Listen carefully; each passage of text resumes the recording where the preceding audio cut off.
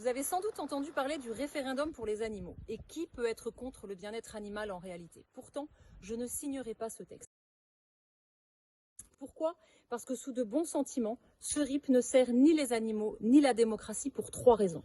La première est que l'émotion utilisée remplace la réflexion et le débat. Or, le sujet est plus complexe que les cruelles vidéos de poussins broyés. Ce texte propose 6 mesures, mais oublie les horreurs de l'abattage rituel. Et pour être cohérente, l'indignation ne peut pas être sélective.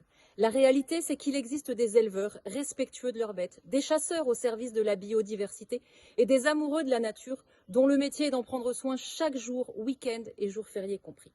La deuxième raison, c'est que cette démarche s'inspire d'une idéologie dangereuse, l'antispécisme. Pour les antispécistes, la distinction entre les animaux et les hommes serait une forme de racisme. Dire qu'il y a des différences entre eux serait de la discrimination. Le groupe de pression L214, qui est co-organisateur de ce référendum, est dans cette logique. Alors oui, l'animal a une sensibilité, mais il n'est pas une personne. Les hommes créent des associations pour protéger les animaux. On n'a jamais vu un seul grand singe se soucier des personnes âgées malades du Covid-19 dans les EHPAD. Enfin, je ne signerai pas ce texte car il maltraite notre démocratie. Le RIP veut réconcilier les Français avec la politique. C'est intéressant. 6 Français sur 10 ne votent pas. Le bien-être animal est-il une priorité pour eux? Pour ceux qui s'inquiètent de ce qu'ils auront dans leur assiette à la rentrée, ceux qui s'inquiètent de l'insécurité dans laquelle ils vivent, ceux qui souffrent de voir leur pays grignoté lentement mais sûrement par l'islamisme.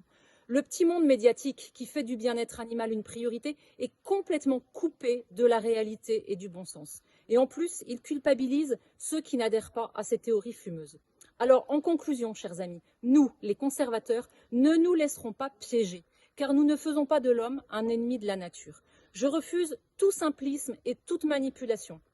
Je respecte notre dignité humaine et je veux croire en la force d'une véritable démocratie. Je ne signerai donc pas ce texte.